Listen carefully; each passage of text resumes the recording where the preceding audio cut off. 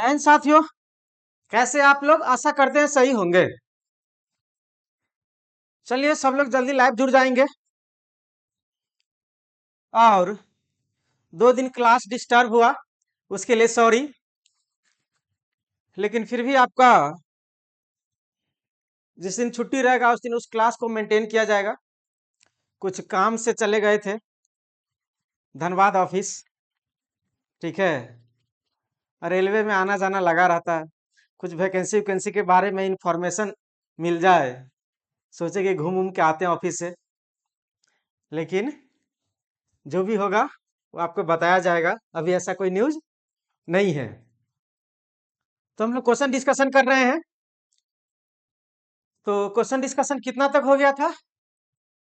लगभग 40 तक आपका शायद क्वेश्चन डिस्कशन हो गया था। बाद में कि आगे क्वेश्चन डिस्कशन करते हैं। हाँ, कुछ दिन के बाद शेड्यूल सही हो जाएगा तो आपका यह क्वेश्चन डिस्कशन सुबह में चलेगा और थ्योरी जैसे चल रहा था शाम में चलते रहेगा। आप लोग ऐसा टेंशन ना ले कि सर बीच में छोड़ के चले जाएंगे। ऐसा कुछ होने वाला है नहीं। बीच में छोड़ के तभी जाएंगे जब जॉब छोड़ेंगे। जॉब छोड़ेंगे फिर दूसरे कोचिंग में जाएंगे तो कोचिंग वाला बोलेगा कि नहीं आप यूट्यूब पर क्लास बंद कर दीजिए। लेकिन आपका यूट्यूब का क्लास बंद नहीं होगा, चाहे कोचिंग में जाए ना जाए, या जॉब छोड़े या ना छोड़े। क्योंकि मेन इसी पर्पज से ये क्लास स्टार्ट किया गया है कि यूट्यूब पे आपको ये सुविधा फ्री में मिले। चलिए हम क्वेश्चन नेक्स्ट बनाते हैं। जो लोग भी चैनल पे नए हैं वो क्या कर लेंगे जी, सब्सक्राइब कर लेंगे और बेल आइकन दबा के रखेंगे, जिससे आपको आने वाली सारे वीडियो का इंफॉर्मेशन मिलता रहे। शायद क्वेश्चन नंबर 40 तक हो गया था ना जी। ये क्वेश्चन बना दिए थे क्या? नहीं।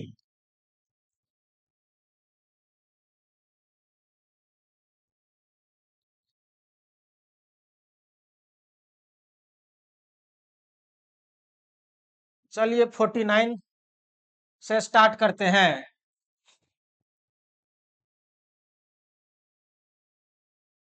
हाँ, यहां तक तो बना दिए थे। क्वेश्चन सब आप लोगों को सही से दिख रहा है?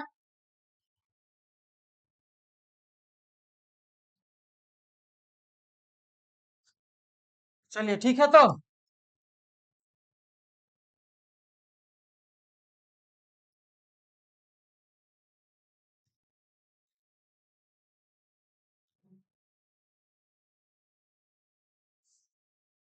बताएंगे कोई क्या होना चाहिए आंसर? ये क्या हो गया जी, जबकि व्हाइट लिए थे।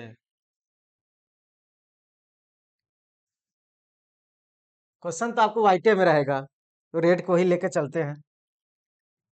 क्वेश्चन क्या कहता है? 0.5 कूलम में आवेशित छर्रे को 2000 वोल्ट पर विभवांतर क्षेत्र में त्वरित किया जाता है। किया गया हो तो गतिज ऊर्जा क्या? अरे ये क्वेश्चन तो देख लिए थे 39 नंबर। हम लोग जानते हैं, बना दे रहे हैं वैसे। विभव, विभव भी बराबर क्या होता है? वर्क डन, किया गया कार्य। और बट्टे में क्या था जी? क्यू, आवेश। आपका विभव दिया है कितना? 2000 वोल्ट विभवांतर। और वर्क डन आपको पूछ रहा है कार्य, ऊर्जा। इसी को काइनेटिक एनर्जी बोलते हैं, गतिज ऊर्जा भी ले लो।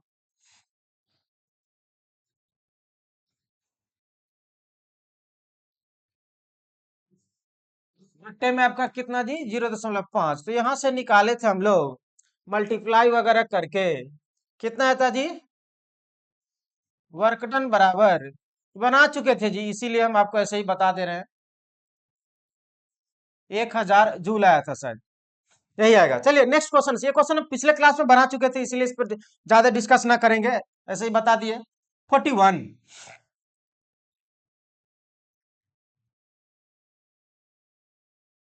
ओम के नियम लागू होता है, ये भी हो गया था आपका। 41 से बनाना है।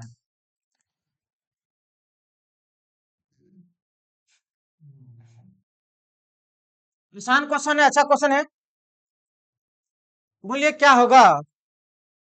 तो बार बार बैकग्राउंड चेंज करना पड़ रहा है जी। क्वेश्चन में है 120 कूलम आवेश को 5 वोल्ट से गुजारने के लिए आवश्यक ऊर्जा क्या होगा? 120 कूलम आवेश को 5 वोल्ट से गुजारने के लिए आवश्यक ऊर्जा क्या होगा? देखो जी, हम लोग जानते हैं विभव बराबर, जस्ट यही क्वेश्चन बनाए थे ना जी। विभव बराबर क्या?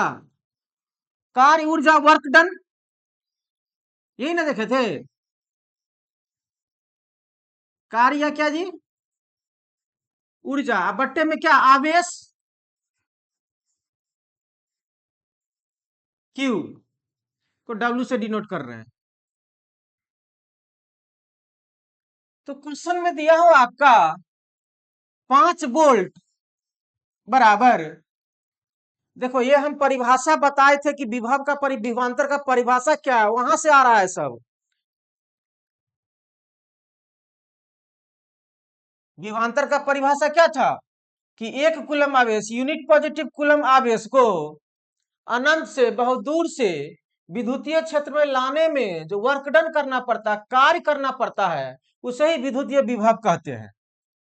तो यहाँ डब्ल्यू हो जाएगा बट्टे में आवेश आपका क्वेश्चन में दिया है कितना जी?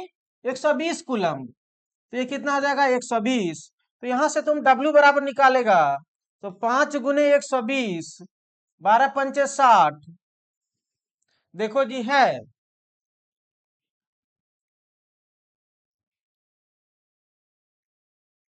600 जूल।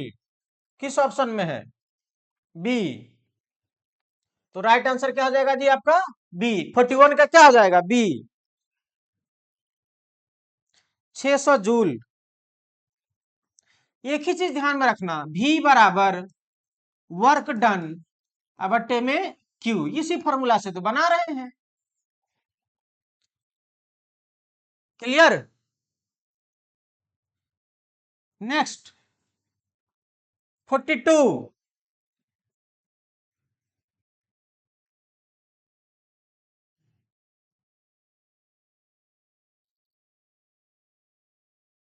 क्वेश्चन सबको दिखाई दे रहा है? बहुत आसान क्वेश्चन। कहता 1 वाट आवर में कितना जूल होगा? वाट आवर में जूल कितना होगा? तो आप इतना जानते होइएगा, विद्युतीय ऊर्जा, विद्युत ऊर्जा या उष्मा बराबर क्या था? फॉर्मूला बताइए तो। एच बराबर I² RT, यही नहीं होता जी फॉर्मूला? ये फॉर्मूला विद्युतीय ऊर्जा या उष्मा बराबर हम लोग क्या निकालते? जूल का नियम, जिसे हम लोग बोलते थे। जूल साहब यह नियम दिए थे, H बराबर I² RT। तो जिसमें क्या होता है आपका, आई जो होता है वह एम्पियर में होता है, विद्युत धारा का मान एम्पियर में, प्रतिरोध का मान ओम में, और इस टी का मान जो होता है टी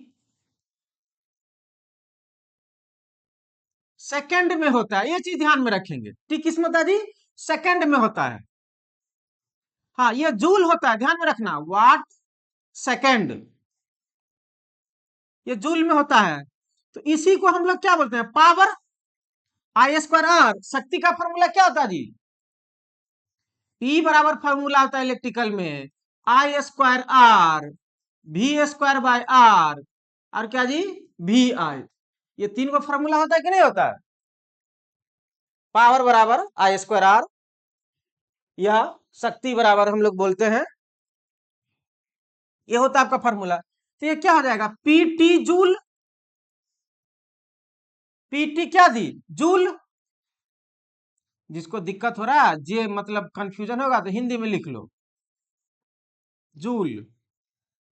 जूल। क्लियर?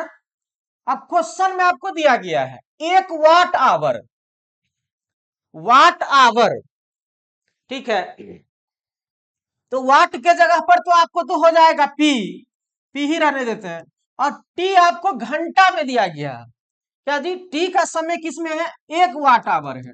तो 1 घंटा है, टी बराबर क्या है जी? 1 आवर है। तो 1 आवर को, चूंकि टी सेकंड में होता है तो आवर को हमें सेकंड में बदलना पड़ेगा, तब जूल होगा।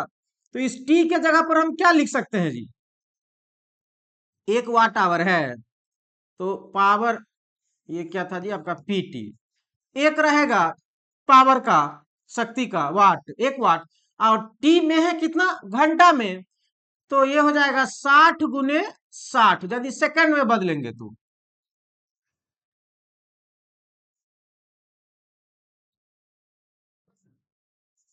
ये हो जाएगा आपका वाट सेकंड। अब क्या हो गया जी, वाट सेकंड।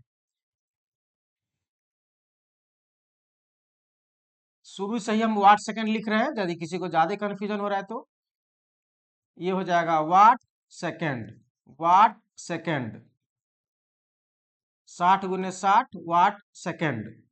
अब क्या आ जाएगा, 3600 वाट सेकंड, और वाट सेकंड को ही हम लोग क्या बोलते हैं जी, जूल बोलते हैं। तो क्या आ जाएगा, 3600 जूल।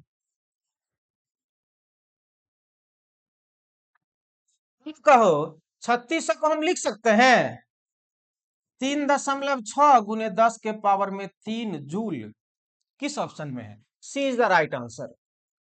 क्वेश्चन क्या कर रहा है, क्वेश्चन पूछ रहा है कि जूल, आपको वाट आवर दिया गया है, कुछ नहीं, वाट आवर को जूल में कन्वर्ट करना है, क्योंकि वाट आवर बराबर जूल होता नहीं है, वाट सेकंड बराबर जूल होता है, इसीलिए यूनिट कन्वर्सन का ये क्वेश्चन समझ एक तरीका से। नेक्स्ट नेक्स्ट क्वेश्चन है, यदि एक चालक से 60 सेकंड में 120 कूलम आवेश प्रचलित होता है तो चालक में प्रवाहित धारा होगी। क्या कर रहा है क्वेश्चन, एक चालक है, एक कंडक्टर है, क्या जी, एक कंडक्टर है, ठीक है, एक कंडक्टर है, और 60 सेकंड में, क्वेश्चन में क्या क्या दिया वो पहले जान लो। क्वेश्चन में दिया है टी बराबर 60 सेकंड, सेकंड में कितना कूलम आवेश प्रवाहित हो रहा है, क्यू बराबर दिया है 120 कूलम। देखो एक चालक है, एक चालक है यह, इस चालक में कह रहा है कि टी मतलब 60 सेकंड में कितना आवेश, 120 आवेश प्रवाहित हो रहा है, प्रचलित हो रहा है। तो चालक में प्रवाहित धारा का मान ज्ञात कीजिए। अरे विद्युत धारा बराबर फॉर्मूला क्या होता है, आई बराबर क्या होता है, क्यू बट्टे में टी, यही तो फॉर्मूला होता है विद्युत धारा का। टी जिसमें क्या होता है, सेकंड में होता है, ये टी किस में होता है जी, सेकंड में होता है।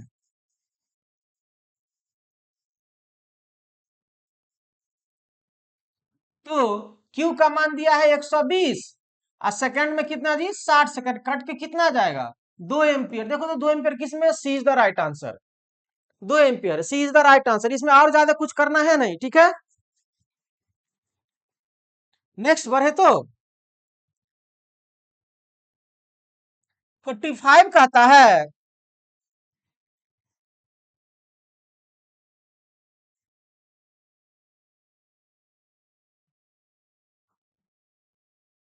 दो बिंदु आवेश जिन पर 1 कूलम का आवेश है, देखो क्वेश्चन के अनुसार को, दो बिंदु आवेश है, एक बिंदु यहां पर ले लो, एक बिंदु यहां पे ले लो, Q1, और ये क्या जी, Q2। ये कितना कूलम दिया है, एक दो बिंदु आवेश जिस पर 1 कूलम का आवेश है, इस पे भी 1 कूलम है, और इस पे भी क्या है जी, 1 कूलम है, और दोनों की दूरी आवेश है 3 मीटर की दूरी पर है। ये कितना मीटर है जी, 3 मीटर की दूरी, आर बराबर। बात समझ में आया, काहे नहीं समझ में आएगा जी, उन को बड़ा बेवकूफ है ये है। तो एक आवेश यहाँ है, एक आवेश यहाँ, बिंदु आवेश है Q2, क्वेश्चन में दिया है 1 कूलम, Q1 1 कूलम, दो को बिंदु आवेश है, दोनों के बीच की दूरी R बराबर दिया है 3 मीटर। हम लोग जानते हैं जब दो आवेश एक दूसरे से R दूरी पर रखा हुआ हो तो दोनों आवेशों के बीच लगने वाला आकर्षण या विकर्षण का बल कूलम साहब के नियम के अनुसार क्या होता है, फॉर्मूला जी, F बराबर क्या होता है, K Q1, यहाँ यदि छोटका Q है तो छोटका Q लिख रहे हैं, Q1 Q2, अब बट्टे में क्या, R स्क्वायर, यही तो फॉर्मूला होता है। हाँ, ध्यान में रखना। अब हम लोग दो गो चीज जानते हैं। एक जानते हैं के का मान याद रखना 9 इंटू 10 टू द पावर में 9। के का मान क्या जी 9 इंटू 10 टू द पावर में 9 क्या हो जाएगा आपका न्यूटन मीटर स्क्वायर। देख ले क्या हो जाएगा, इसका होता है न्यूटन मीटर स्क्वायर और प्रति कूलम स्क्वायर।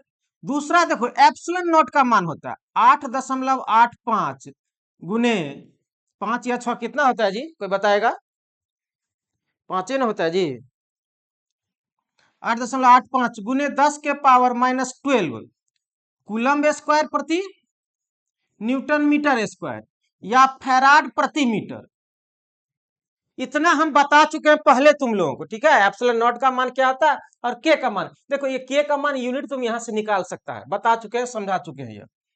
अब के का मान इतना होता है, अब लगा दो फॉर्मूला एफ बराबर क्या जी के Q1 Q2 बट्टे में आर स्क्वायर।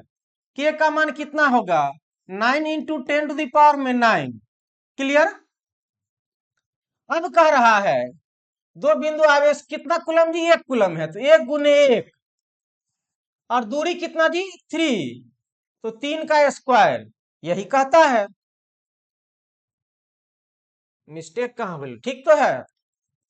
तो 9 इंटू 10 टू द पावर में 9 अब बट्टे में 3 का स्क्वायर कितना हो जाएगा 9, ये से ये कट जाएगा, कितना आ जाएगा 10 के पावर में 9 न्यूटन आंसर। 10 के पावर में 9 न्यूटन आंसर। चेक कर लो राइट आंसर है कि नहीं। कुछ नहीं, के का मान याद रखना, के का value 9 into 10 to the power में 9 न्यूटन मीटर स्क्वायर प्रति कूलम स्क्वायर या एप्सिलॉन नॉट का यदि पूछे तो इतना होता है। और के बराबर जानता होता क्या जी, के बराबर 1/4 pi epsilon not, 4 pi epsilon not, इसका मान होता है इतना। क्लियर। तो D is the right answer. आगे बढ़े तो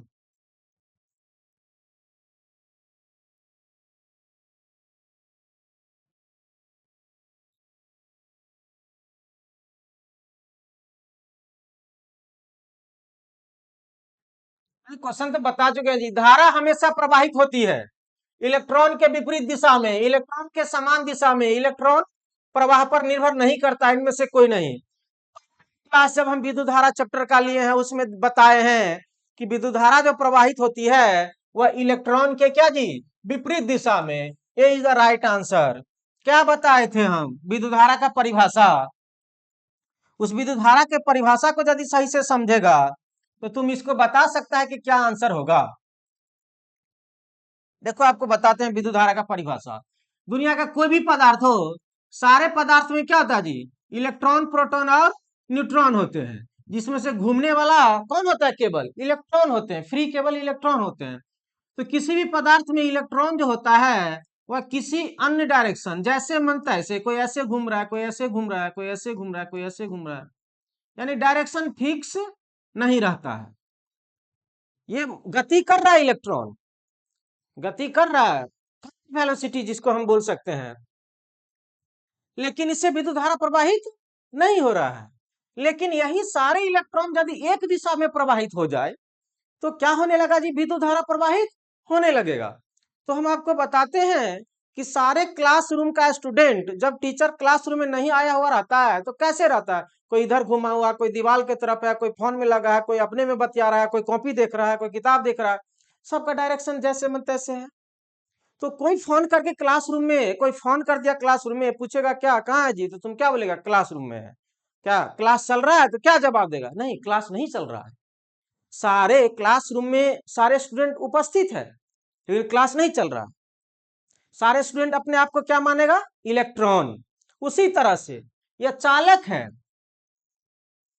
ये क्या जी चालक है। इस चालक में सारे इलेक्ट्रॉन उपस्थित है, इस चालक में सारे इलेक्ट्रॉन उपस्थित है।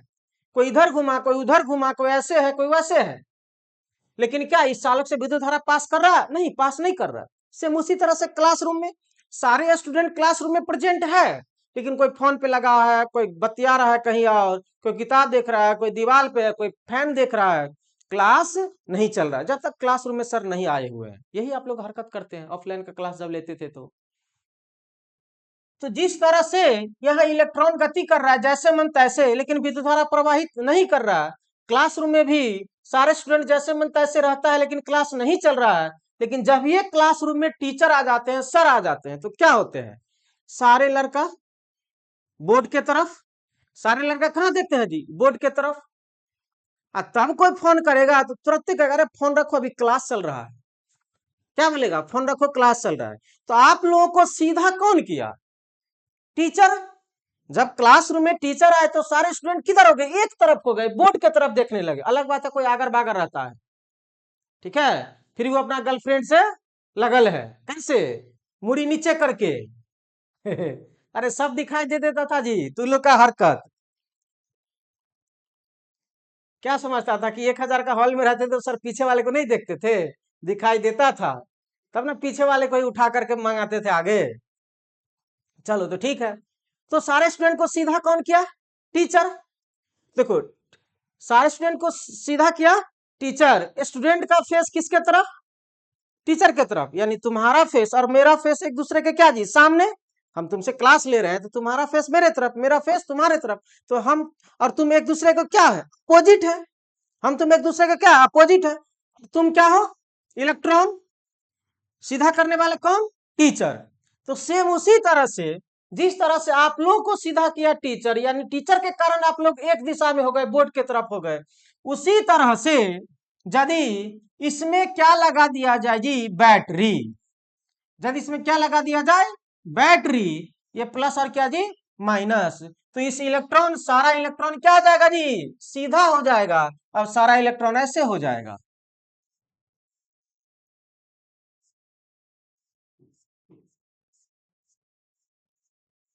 अब सारा इलेक्ट्रॉन का डायरेक्शन, अब सारा इलेक्ट्रॉन का डायरेक्शन ऐसे हो जाएगा जी।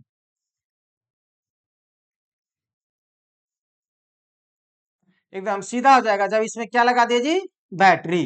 हम लोग जानते हैं बैटरी से विद्युत धारा किधर, प्लस से माइनस की ओर, तो इधर चला विद्युत धारा, यह है विद्युत धारा की दिशा, और इलेक्ट्रॉन की दिशा क्या है, ऐसे, ये ना जी, इलेक्ट्रॉन की दिशा हो गया, तो विद्युत धारा का दिशा हो गया ऐसे, और इलेक्ट्रॉन का दिशा हो गया ऐसे, है इसका चेहरा, और इस, ये टीचर, ये क्या जी, टीचर मान लो। तो विद्युत धारा का दिशा ऐसे, इलेक्ट्रॉन का दिशा ऐसे, एक दूसरे के क्या है, विपरीत है, एक दूसरे के क्या है जी, विपरीत है, ठीक है। तो इलेक्ट्रॉन को जो गति करवाता है, इलेक्ट्रॉन को जो गति करवाता है चालक में, वो कौन करवाता है जी, इलेक्ट्रोमोटिव फोर्स, ईएमएफ, बैटरी का विद्युत वाहक बल, हिंदी में क्या होता है, ईएमएफ का विद्युत वाहक बल। इसीलिए हम लोग क्या कहते हैं जी, अब हम लोग आ गए कहाँ, क्वेश्चन पे। अब हम लोग आ गए क्वेश्चन पे, तो क्वेश्चन क्या कहता है,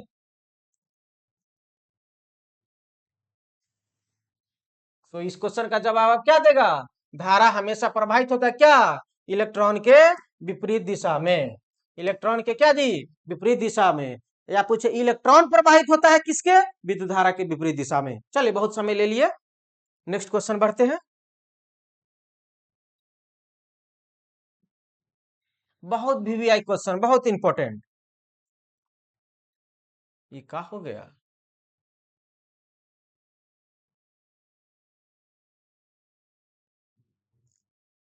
दिखाई दे रहा है सबको क्वेश्चन।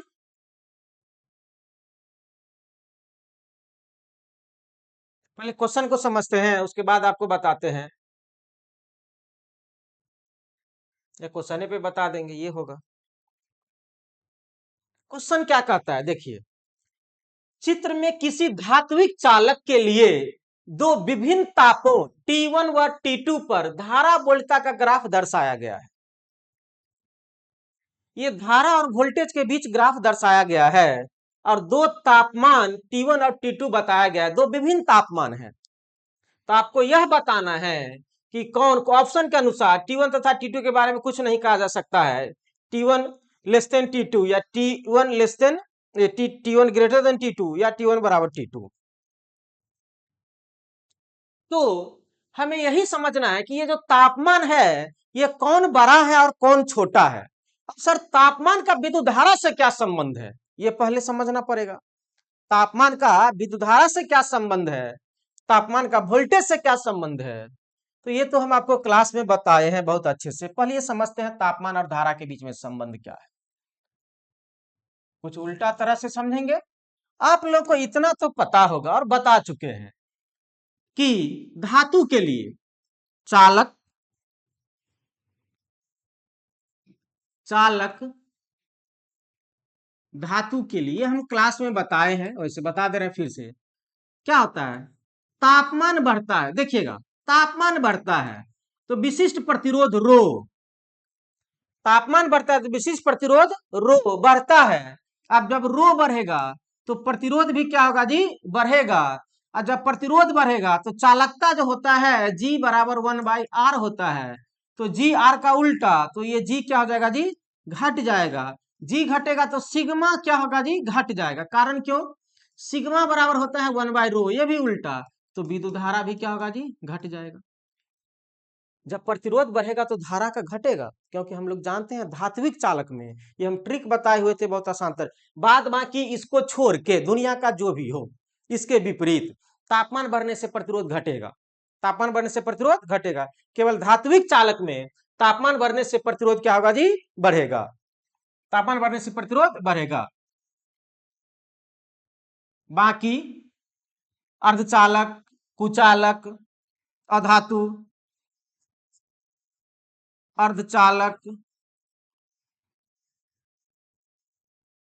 कुचालक, अधातु, सब में और है। ये सब के लिए क्या होता है जी, तापमान यदि बढ़ता है, तापमान यदि बढ़ता है तो विशिष्ट प्रतिरोध घटता है। विशिष्ट प्रतिरोध घटेगा तो प्रतिरोध घटेगा, प्रतिरोध घटेगा, जी बढ़ेगा, सिग्मा बढ़ेगा और आई भी क्या होगा जी, बढ़ेगा। इसका उल्टा संबंध होता है। अब अपवाद में 3 गो लिखा है, यूरेका मैग्नीन कॉन्स्टेंट, यूरेका मैग्नीन कॉन्स्टेंट, उसमें ताप का प्रभाव नहीं पड़ता है, यही चीज होता है। ये कुचालक हो, हवा हो, लकड़ी हो, ये सब के लिए संबंध और चालक के लिए ये संबंध। तो हमें केवल धारा और तापमान से, प्रतिरोध से यहां संबंध रखना है। तो क्वेश्चन में है धात्विक चालक है, जो क्वेश्चन में हमको पता है धात्विक चालक है, तो धात्विक चालक के लिए क्या आ जाएगा, टी बढ़ेगा, टी बढ़ेगा तो क्या होगा जी, आर बढ़ेगा, आर बढ़ेगा तो क्या होगा, आई घटेगा। इतना आपको पता हो जाएगा, ये हम अभी बता दिया आपको। टी बढ़ेगा, आर बढ़ेगा, आई घटेगा, किसमें, धात्विक चालक में। क्वेश्चन पे आते हैं।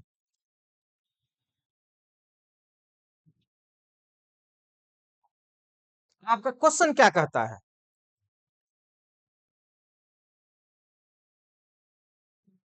क्वेश्चन देखिए, चित्र में किसी धात्विक चालक के लिए दो विभिन्न तापों T1 और T2 पर धारा और वोल्ट का ग्राफ दर्शाया गया है।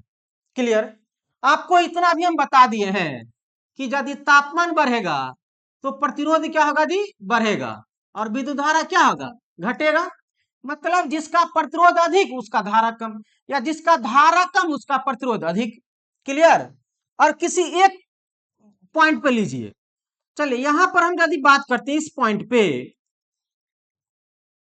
ये T1 का बात करते हैं, देखिए T1 में धारा क्या अधिक है, और इस पॉइंट पे देखिए सेम वोल्टेज का यदि हम ले रहे हैं इस बिंदु पे, तो अब बताइए, ये हो गया T2 के लिए, ये हो गया I1, इसको यदि हम ले लेते हैं और इसको क्या लेते हैं जी, I2, तो अब कहिए इस दोनों में बड़ा कौन है, ये I2 बड़ा है, यानी T2 वाला T1 वाला धारा क्या है जी, बड़ा है। T1 वाला धारा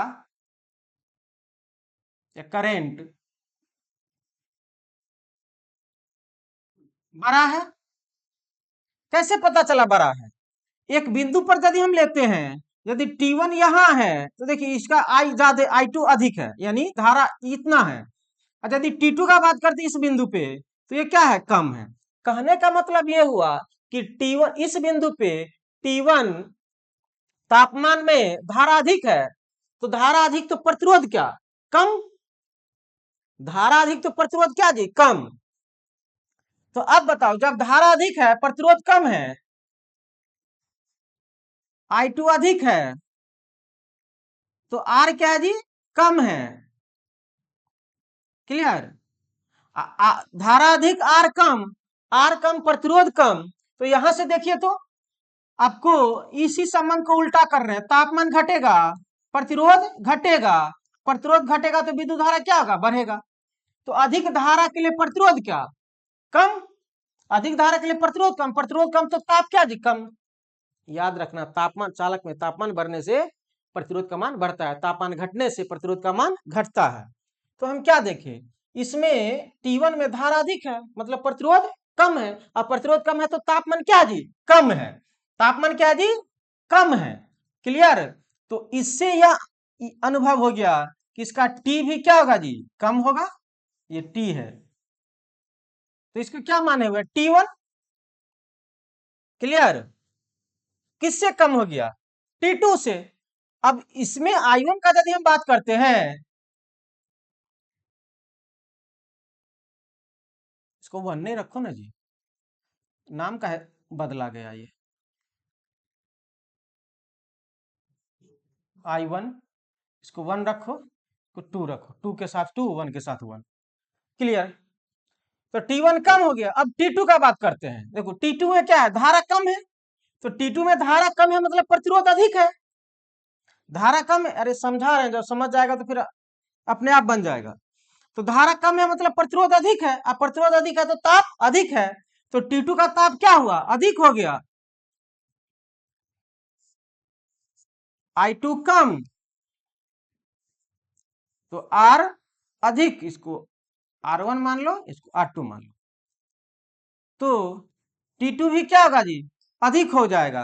तो क्या संबंध निकला, संबंध क्या निकला कि T2 ग्रेटर देन T1, या दूसरे शब्दों में लिख सकते हैं T1 लेस देन T2। तो ये जो ग्राफ आपको दर्शाया गया है करंट और वोल्टेज का, इससे यह अनुभव होता है कि T2 यानी अधिक है किससे जी, T1 से। क्या अधिक तापमान पे धारा कम होता है, अधिक तापमान पे धारा कम होता है और कम तापमान पे धारा अधिक होता है। तो क्या हो जाएगा, B is the right answer, T2 greater than T1। Clear. Next,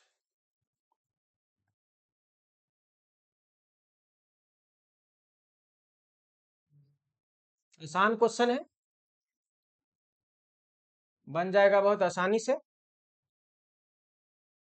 बनाइए। तो कहता है यदि 10 ओम के 10 प्रतिरोध समानांतर में जुड़े हैं तो कुल प्रतिरोध, अरे जब समान प्रतिरोध, बता चुके हैं, प्रतिरोध समांतर में जुड़ा हो तो समतुल्य, क्या था फॉर्मूला, प्रतिरोध R इक्विवेलेंट बराबर क्या था, प्रतिरोध का मान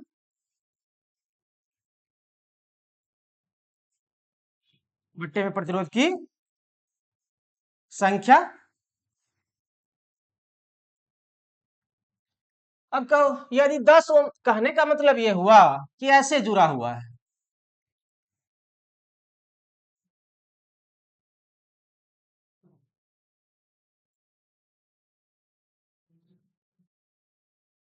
कितना है जी, 10 गो है ना जी, 2 2 4 2 6 7 गो हो गया, 8 9 10, ये सब आपको समानांतर में जुड़ा हुआ है, ये और ये बी। सबका मान कितना है, 10 ओम 10 ओम 10 ओम, सबका मान 10 है, सबका मान कितना जी, 10 है। तो सारे समान प्रतिरोध समांतर में जुड़े हुए हैं, तो समतुल्य प्रतिरोध बराबर फॉर्मूला क्या होता है, प्रतिरोध का मान, तो प्रतिरोध का मान कितना, 10 10 10 यानी 10 बट्टे में प्रतिरोध की संख्या 1 2 3 4 5 6 7 8 9 10, टोटल 10 गो है, 10 बट्टा 10 तो कितना आ जाएगा, 1 ohm. 1 ohm is the right answer, C is the right answer. जब समान प्रतिरोध समानांतर में जुड़ा हुआ हो तो समतुल्य प्रतिरोध का डायरेक्ट फॉर्मूला होता है प्रतिरोध का मान बट्टे में प्रतिरोध की संख्या। अब 1 इसी को निकालेगा, R 1/r equivalent equal to 1/10 plus 1/10 plus 1/10 करके करते 10 को जोड़ेगा तो गुना भाग करेगा, यही आंसर आएगा। Next question.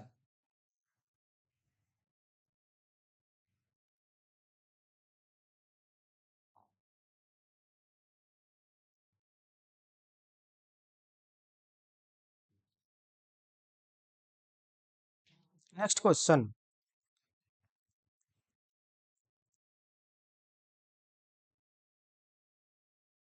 ओम के नियम के अनुसार, अब कौन कौन ओम का नियम भूल गया है जी?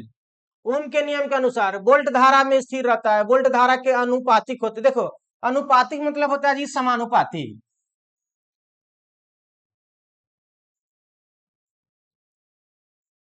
यहां समझो, अरे सॉरी, अनुपातिक मतलब क्या जी? आपका एक तरीका से हम बोल सकते हैं प्रोपोर्शनलिटी, या फिर जे समानुपाती ही लिखो यहाँ पे।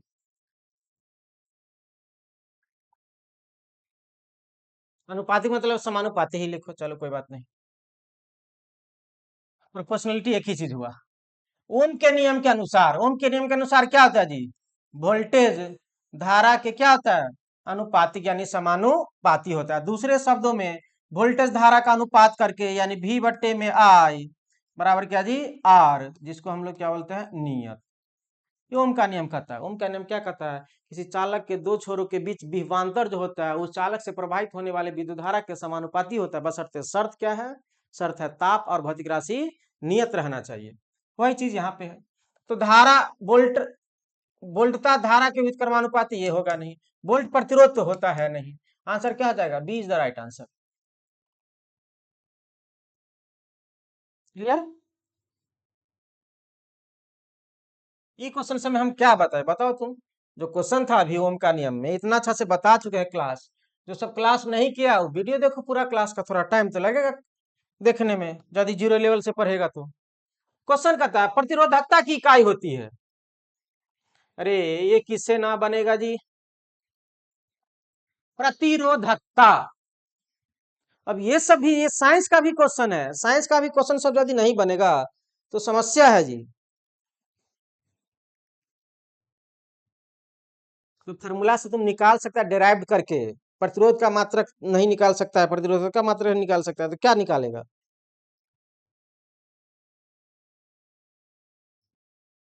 अरे प्रतिरोधकता मतलब विशिष्ट प्रतिरोध। बट ओम मीटर कहाँ है जी? ये तो है। अरे फॉर्मूला क्या होता है? R is equal to rho into L by A, यही होता है। इसको क्या बोलते हैं? रो को। प्रतिरोधकता, प्रतिरोधकता यही होता है। यहां से रो निकालो, आर ए, तो रो बराबर आर ए बट्टा में एल, क्या होता है? प्रतिरोध का मात्रक ओम, ए का क्षेत्रफल का मात्रक मीटर स्क्वायर, एल का मात्रक मीटर, ये से ये कट जाएगा, क्या जाएगा जी? ओम मीटर। इसी को तो बोलते हैं ओम मीटर। इस क्वेश्चन से मैं नहीं टाइम देंगे, ठीक है? ये सब आता होगा तुम लोग।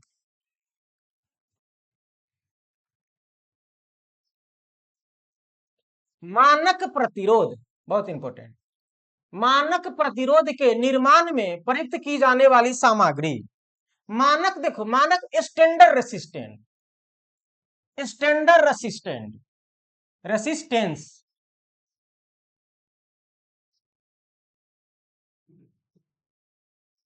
जो एक्चुअल में जो होता है ना मानक, जो सब इसको लेकर के चलते हैं, सभी जगह जो वैल्यू मान्य हो उसी को हम लोग क्या बोलते हैं जी? मानक प्रतिरोध। मानक प्रतिरोध तो कहता है निम्न प्रतिरोधकता होना चाहिए, उच्च प्रतिरोधकता और निम्न ताप गुणांक होना चाहिए, उच्च ताप गुणांक होना चाहिए, निम्न प्रतिरोध और उच्च ताप गुणांक होना चाहिए। अब अभी हम बात कर रहे थे ताप से ताप गुणांक से। अब कहो यदि ताप अधिक होगा, ताप अधिक होगा तो प्रतिरोध का मान भी क्या होगा? अधिक होगा। चालक का यदि हम लोग बात कर रहे थे, ताप अधिक होगा तो प्रतिरोध का मान भी क्या होगा जी? अधिक होगा। तो यही ताप से संबंधित है ताप गुणांक। ताप गुणांक यदि अधिक है तो ताप अधिक है, तो प्रतिरोध का मान भी क्या हो जाएगा? अधिक हो जाएगा। तो अब इसमें से दिमाग लगाओ तू लोग कि क्या ताप गुणांक उच्च होना चाहिए या निम्न होना चाहिए। मानक प्रतिरोध के लिए, मानक मतलब स्टैंडर्ड प्रतिरोध होना चाहिए, उसके लिए ताप गुणांक उच्च होना चाहिए, निम्न होना चाहिए। उसके बाद फिर प्रतिरोधकता पे आते हैं कि प्रतिरोधकता कैसा होना चाहिए।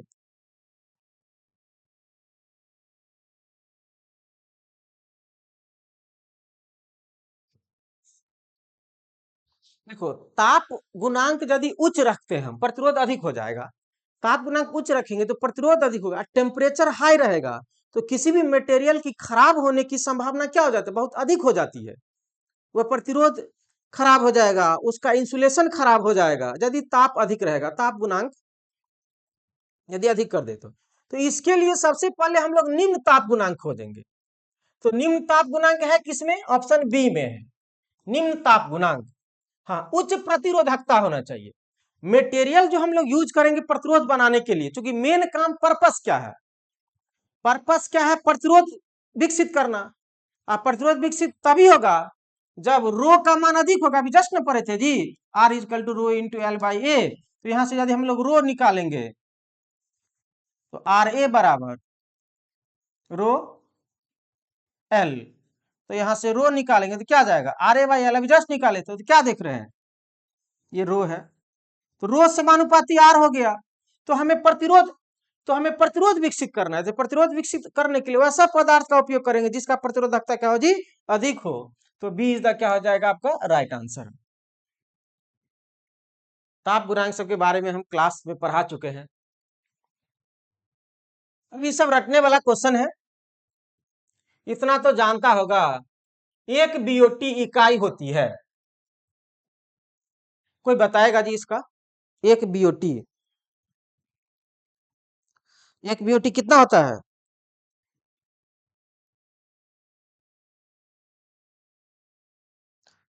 वो ट्रेड ऑफ यूनिट, बीओटी क्या होता है जी, वो trade off unit 1 kilowatt hour. इसको समय नहीं देंगे, ये सब डायरेक्ट रटना है, याद करना है, इसमें क्या हम समझा है। चलिए अब समझते हैं क्वेश्चन समझने वाला।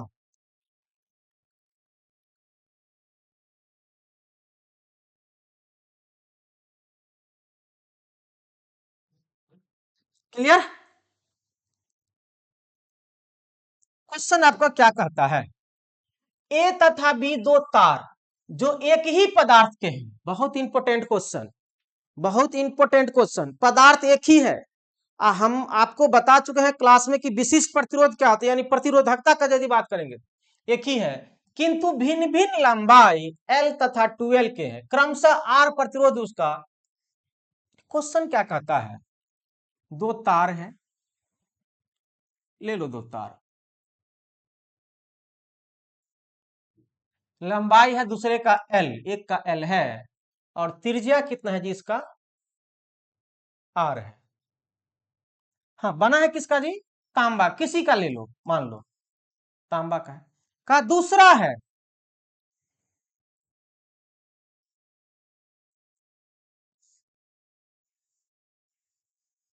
दूसरा कितना लेंथ है जी, 12 है।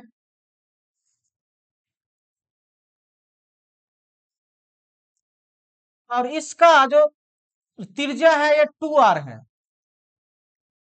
ये त्रिज्या इसका कितना है जी, 2R है, और ये भी तांबा का है। अब पूछ रहा है कि विशिष्ट प्रतिरोध, तदनुसार विशिष्ट प्रतिरोध, विशिष्ट प्रतिरोध बोलो या क्या बोलो जी, प्रतिरोधकता।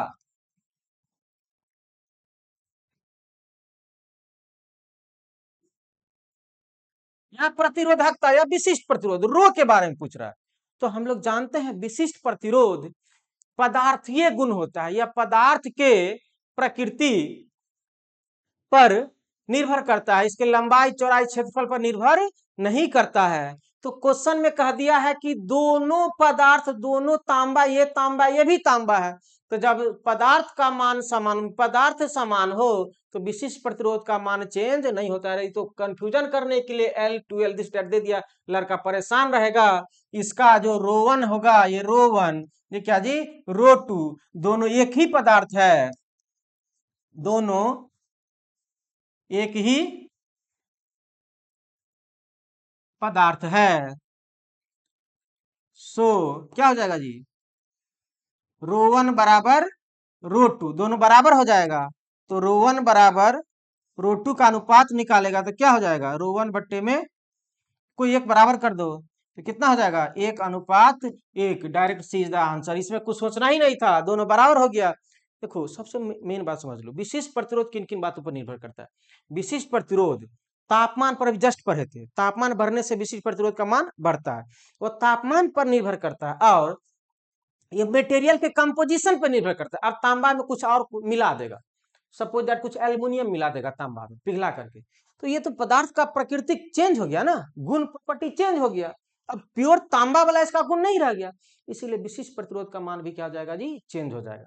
विशिष्ट प्रतिरोध केवल पदार्थ के कंपोजिशन यानी उसके मिलावट पर निर्भर करता है और तापमान पर निर्भर करता है, उसके लंबाई, चौड़ाई, क्षेत्रफल, आकृति, इस सब पर निर्भर नहीं करता है।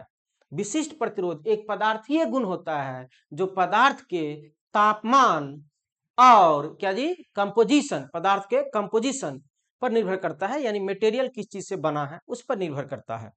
और चालक में हम लोग जस्ट पढ़ चुके हैं कि तापमान बढ़ने से विशिष्ट प्रतिरोध का मान बढ़ता है और तापमान घटने से विशिष्ट प्रतिरोध का मान घटता है। लेकिन बाद बाकी चालक को छोड़ करके कुचालक, अर्धचालक सब में तापमान बढ़ने से विशिष्ट प्रतिरोध का मान घटता है, उल्टा होता है।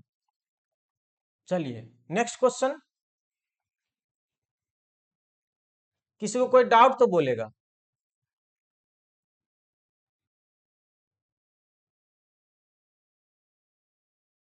इस चैप्टर में कितना क्वेश्चन है जी, फिर भी नहीं हो पाएगा।